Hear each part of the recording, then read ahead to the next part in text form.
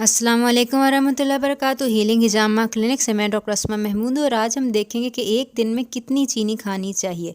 सबसे पहले तो हमारी नई वेबसाइट healinghijamaklinik.com को विज़िट कीजिए और लॉग इन और सब्सक्राइब ज़रूर कीजिए ताकि आपको मज़ीद मालूमात जो हैं वो मिल सके। इसके अलावा आपको बहुत से अच्छे और नेचुरल हेल्थ सप्लीमेंट्स जो हैं वो भी हमारी वेबसाइट से मिल जाएंगे। तो बहरहाल सवाल ये पैदा होते हैं कि कितनी चीनी एक दिन में लेना मुनासिब है, कम या ज़्यादा, कितने को कहा जाता है। तो बेसिकली अमेरिकन हार्ट एसोसिएशन की जो रीसेंट गाइडलाइंस है ना, उसके मुताबिक आदमियों के लिए 37 ग्राम चीनी, तकरीबन 9 टीस्पून चीनी पर डे, और ख़वातीन के लिए 25 ग्राम चीनी यानी कि तकरीबन 6 टीस्पून चीनी पर डे जो है वो मुनासिब। याद रहे कि यहाँ पे चीनी से मुराद सिर्फ चीनी शक्कर नहीं है, बल्कि हनी, खजूर, इवन मैदा, आटा या हर वो खाना जो जैसे ही आपके लुआब के साथ लगता है चीनी में चेंज हो जाता है, वो तमाम के तमाम आपके शुगर के कोटे के अंदर गिने जाएंगे। तो इस वक्त जहाँ तक पाकिस्तान का ताल्लुक है या सब कॉन्टिनेंट का ताल्लुक है, तो जो हमारी चीनी का सोर्स है ना, वो बेसिकली मिठाई या मीठी कैंडीज़ वगैरह कम होती हैं। नॉर्मली हम फ्रूट्स, फ्रूट जूसेस और ख़ास तौर पे नान, चपाती, फुल्का, रस, ये बेसिकली गंदम के चंद एक खाने हैं जो कि स्टेपल हैं, हमारे रोज़ के खाने। और हमारी जो चीनी है ना, उसकी बड़ी मिकदार यहाँ से आती है, जो कि हमें पता भी नहीं होता कि हम चीनी खा रहे हैं, लेकिन असल में हम चीनी यानी कि कार्बोहाइड्रेट्स खा रहे होते हैं, जो कि शुगर के पेशेंट्स के लिए और वो लोग जो वेट लूज़ करना चाहते हैं उनके लिए सख्त नुकसानदेह। तो ये बेसिकली ये जो आपके 6 टीस्पून ख़वातीन के लिए और आदमियों के लिए जो कोटा है, ये बेसिकली आपकी सारी चीनी यानी कि ऑल राउंड ये एडिड शुगर्स हो या आपकी जो है या आप शक्कर या ब्राउन शुगर की सूरत में ले रहे हैं, ये इन तमाम चीज़ों को कवर करती है। ये एक छोटी सी एग्जांपल ना हम रोटी के लेते हैं कि अगर एक 7 इंच की रोटी है, तो ये बेसिकली फैट सीक्रेट से मैंने डाउनलोड किए हैं कि इसके अंदर कितने कार्बोहाइड्रेट्स होते हैं। ये बेसिकली 22 ग्राम कार्बोहाइड्रेट्स हैं, जिसमें आपके 2 ग्राम फाइबर है, तकरीबन 20 ग्राम कार्बोहाइड्रेट जो है वो तो आपने यहीं से ही पूरा कर लिया है। यानी कि ये एक 7 इंच की चपाती या रोटी जो है उसके अंदर है। अभी हम पूरे दिन में जो फ्रूट्स लेते हैं या जो कोक वगैरह लेते हैं, ये अभी अलहदा है। तो ये आप देख सकते हैं हम किस मिकदार में चीनी इस वक्त ले रहे हैं। और अगर आपने बहुत ऑनेस्ट ओपिनियन लेनी हो ना, तो ये 6 टीस्पून या 9 टीस्पून ये चीनी की रिक्वायरमेंट बेसिकली नहीं है। उसकी वजह ये है कि आपकी बॉडी फ़ैट से भी चीनी बना सकती है, प्रोटीन से भी बना सकती है। यह आपके सामने साइकिल है कि आपकी बॉडी किस तरह प्रोटीन को चीनी में चेंज कर सकती है अगर आपके जिस्म में कभी चीनी की कमी हो जाए।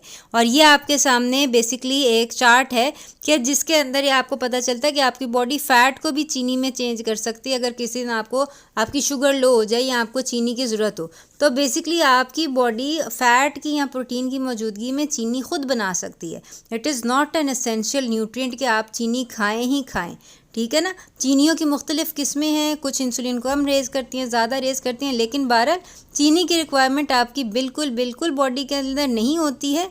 उसकी वजह यही है कि बॉडी आपकी खुद चीनी बना लेती है। तो बाकी है कि ये हम सब जानते हैं कि चीनी को छोड़ना जो है मुनासिब है, चीनी हमारी सेहत के लिए मुफीद नहीं है, लेकिन चीनी को छोड़ना बहुत मुश्किल होता है। उसकी वजह ये है कि चीनी एक एडिक्टिव सब्सटेंस है। जैसे इफ्यून या चर्च से जो आपके दिमाग के सेंटर्स रिसेप्टर्स एक्टिवेट होते हैं ना, वही चीनी से एक्टिवेट होते हैं। जब आप उसको छोड़ने की कोशिश करेंगे तो आपके अंदर वही विड्रॉल सिम्टम्स आएंगे, जैसे किसी नशई का नशा तोड़ने की कोशिश करते हैं और उसके अंदर विड्रॉल सिम्टम्स आते हैं, उसको गुस्सा चढ़ता है, सर दर्द होती है, उसकी अखलाकी हालत बहुत बुरी हो जाती है। बिल्कुल वही सिम्टम्स आते हैं जब आप चीनी छोड़ने की कोशिश करेंगे या वो खाने जो चीनी में चेंज हो जाते हैं जैसे कि गंदम अनाज वगैरह छोड़ने की कोशिश करेंगे, तो तब आपको ये एक्सपीरियंस करने पड़ेंगे। बहरहाल फ्रूट्स या कार्बोहाइड्रेट्स या नेचुरल शुगर्स के साथ आपको बहुत सारे विटामिन्स और मिनरल्स और हेल्दी चीज़ें मिल जाती हैं जो कि आपकी सेहत के लिए मुफीद हैं, इसलिए वो चीनियाँ या वो कार्बोहाइड्रेट्स हम लेते हैं। और जो जहाँ तक मिकदार का ताल्लुक है, तो मिकदार जो हमसे पहले लोग थे वो इतनी कम मिकदार में खाते थे कि शायद आपने वाक़या सुना हो कि हज़रत अबू बकर सिद्दीक़ रज़ियल्लाहु ताला अन्हु जब खलीफा बने थे तो उनका आता था बैतुल माल से महीने का राशन। उनका राशन इतना होता था कि वो यानी कि ये हलवे बनाना या केक बनाना अफोर्ड नहीं करते। हमारी तो सुबह शाम की चाय, केक, बिस्किट रास्ता है ना, वो ये अफोर्ड नहीं कर सकते थे। तो उनकी ज़ौजा मोहतरमा जो थी, उन्होंने ये किया कि उन्होंने पूरा साल एक-एक चम्मच चीनी बचा के एक दिन उनके सामने हलवा पेश किया। तो उन्होंने पूछा, ये हलवा कैसे बनाया है? तो इतनी चीनी तुम्हारे पास आई कहाँ से? तो उन्होंने बताया कि मैंने ना सारा साल ये एक-एक चम्मच जो है ये जमा करके आपके लिए हलवा बनाया। तो ये उन्होंने कहा ना, तो माशाल्लाह वो अल्लाह के बंदे बैतुल माल गए, उन्होंने कहा ये मेरे पास में एक्स्ट्रा चीनी आ रही है, ये मेरे महीने के राशन में से काट दें। ठीक है, तो कहने की बात ये लोग अगर चीनी खाते भी थे तो ये इस मिकदार में खाते थे।